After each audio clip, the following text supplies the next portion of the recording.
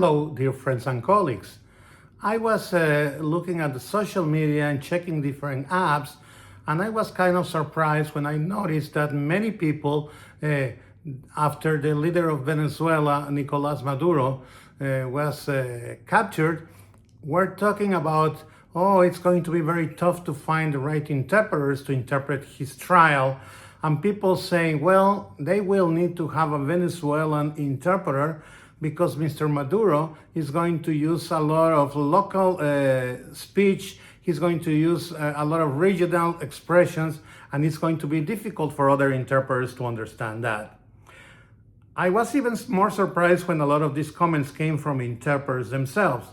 So because of that, I decided to make this video to clarify what it is that a court interpreter does in a legal proceeding such as a trial in the United States. First of all, the interpreters that will work the trial are very capable interpreters because they have achieved the highest court interpreter certification in the United States, which is the Federal Court Interpreter Certification Credential. Second, it is important to think that these interpreters will do a great job, and whether they are or not from Venezuela should not be a consideration. And the main reason for that, other than the fact that interpreters are great, regardless of where the person to be interpreted comes from, is because defendants in criminal trials in the United States speak very little, and what they say has nothing to do with regional expressions. In fact, there are only two procedural moments where the defendant will speak in a criminal trial, and Mr. Maduro already went through the first one, which was a very brief statement. The first time that the defendant goes before a federal judge, the defendant goes for what is called the first appearance, where they are arraigned, that is, informed of the charges against them. They are informed of the possible penalties and perhaps of their conditions of release if this is granted. In this case, the defendant is asked to answer two specific questions. Number one, to state their name for the record, and number two, to enter a plea of guilty or not guilty. The other question that they are asked is if they know their rights and the charges against them and possible penalties, if they understand them, and also if they waive the formal reading of the indictment or they want it to be read aloud to them.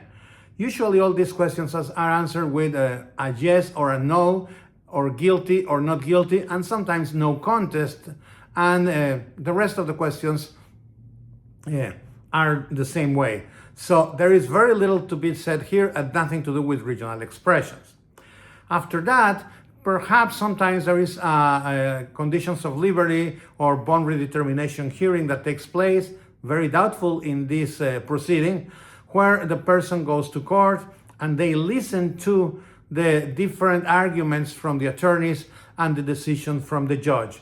But the person usually is never asked any questions directly, and they don't speak, but they speak through their attorneys. So in that case, no possibility of Mr. Maduro or anybody else making any regional expressions known to the court.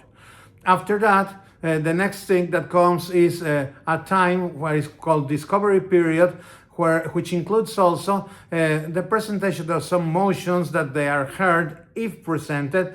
Usually we're talking about motions to exclude evidence, motions to dismiss the charges or to dismiss the case, or in this case perhaps a motion to separate the proceeding of Mr. Maduro and his wives. At all these hearings, the arguments are legal and they are made by the attorneys and the decisions are made by the judge. Defendants listen and everything is interpreted to them, in this case into Spanish, but they do not speak. So no regional expressions here either. During this period also, there might be other kind of hearing that is called the status conference. And this is just for the judge to be informed by the parties, that is through the attorneys, what's the status on the exchange of evidence. These are very brief. Many times the defendants even don't appear at these hearings because the court grants a request for waiver of their appearance from their attorneys, and it's just to know what's going on. After that comes the trial itself, which would start with the jury selection. For the jury selection, it's the attorneys that ask the questions, sometimes the judge, but again, the defendant just listens to what is interpreted to them, doesn't speak. Then comes the trial. At the beginning of the trial, once that the jury is empaneled, you have the opening statements. These are made by the attorneys. The defendant only listens. After that comes the period of presentation of evidence, testimonial evidence, and also documentary evidence. The testimony is rendered in the language of the witness. If the witness speaks, in this case, Spanish, well, the defendant will understand firsthand directly what is being said. But the questions, if they are in English, they will be interpreted to the defendant. If the witness is an English speaker, whether it's a lay witness, an expert witness, in this case a police officer or a DEA agent and so forth, this testimony is also interpreted into Spanish for the defendant, but they do not speak. After that, once that the government has finished its case, there's the opportunity for the defense to make a motion for acquittal, also called in some jurisdictions directed verdict, where the attorney from the defense will argue that the government didn't meet the burden of proof and therefore the case should end there and the defendant should be set free. At this point, it is only the attorneys that speak and the judge who decides. The defendant doesn't speak here, so no regional expressions either. In this case, the likelihood is that this motion will be rejected, and then comes the time for the defense to present their case, if they are going to present anything. If they do, they will call witnesses and present documents, and that will be done the same way that when the government presented the case in chief. At this point, there is a slight possibility in this case that the defendant may take the stand and therefore speak in Spanish, and for that reason the interpreter will have to interpret into English what the defendant says. It is very unlikely that this happens, as attorneys usually advise their defendants to remain silent and seek the protection of the Fifth Amendment of the Constitution of the United States. That's most likely what Maduro will do in this case. And if that's going to happen, then he will be asked to speak to the judge again, but just to answer a very specific questions. The judge will ask him if it's been explained to him that he has the right to testify or to remain silent, and he'll just say yes. He will be asked if he has any questions for his attorney or for the court, and he will likely say no, and then they will ask him if he wishes to testify or remain silent, and he will say that he'll remain silent, and that's the end of it. No regional expressions, nothing for him to say here. And then after that will be the time for the closing arguments and the jury instructions. Again, it's the lawyers and the judge who speak. The defendant doesn't say a word. Then the jury retires to deliberate. If there are any questions for the judge, then the attorneys convene with the judge again, and the questions are read aloud and they are answered after listening to the arguments from the parties. At this kind of quick impromptu hearing, sometimes the defendants appear, most times they do not. It's a very quick thing, a very housekeeping or procedural stuff, and that's the end of it. Then comes the time for the verdict. The jury renders its decision that is interpreted into Spanish, in this case from Mr. Maduro, and after that maybe the jury will be polled, that is, each one of the members will be asked one by one if that's their own personal and free verdict, and they will say yes. After that, the judge will set a time and a date for the imposition of the sentence. This will be all interpreted to the defendant into Spanish. He will not speak at all.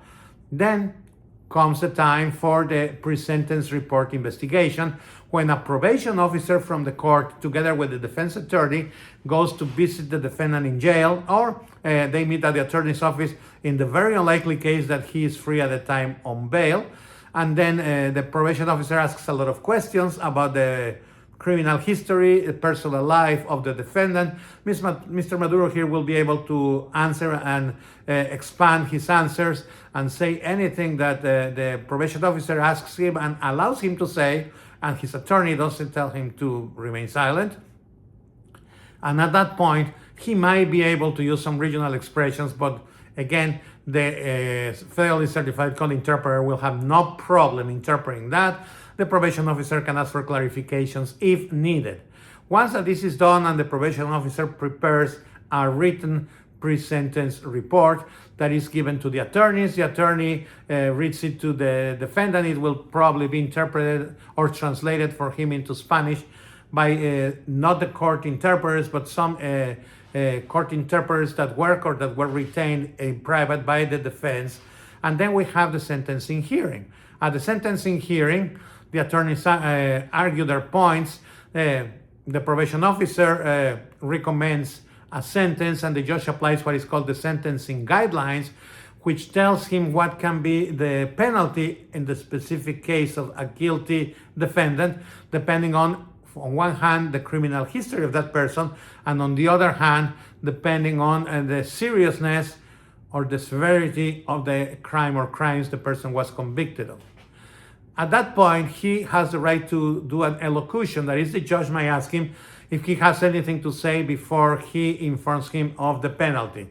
And before the judge reads the sentence, Mr. Maduro would have an opportunity, if we get to this point of the proceeding, to explain or say anything. Usually people here talk about repentance, but if he's not repentant or he wants to say anything, they can basically say whatever they want. At this point, he can speak as long as the judge lets him, and he will be interpreting to English by the Federal Certified Court staff interpreters. He may use regional expressions here, but again, that wouldn't be many, and that wouldn't be a problem to be interpreted by any of the staff interpreters that are federally certified. And then the sentence is pronounced by the judge. This is interpreted into Spanish to the defendant by the court interpreters, and that's the end of the case, period. So as you can see, he won't say much during the trial. He has only two procedural moments where he has to speak. One of them happened already.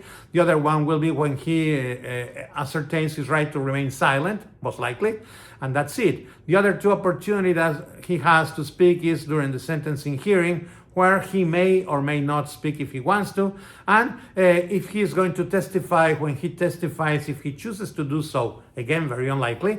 And in that case, the questions will be broad, open questions from the defense, perhaps, but they will be then some other questions that require only a yes or no answer from the government, and that's it. There will be other times when Mr. Maduro will need interpretation, and that will be when his attorneys meet with him in the detention center or at the office if he's free on bail.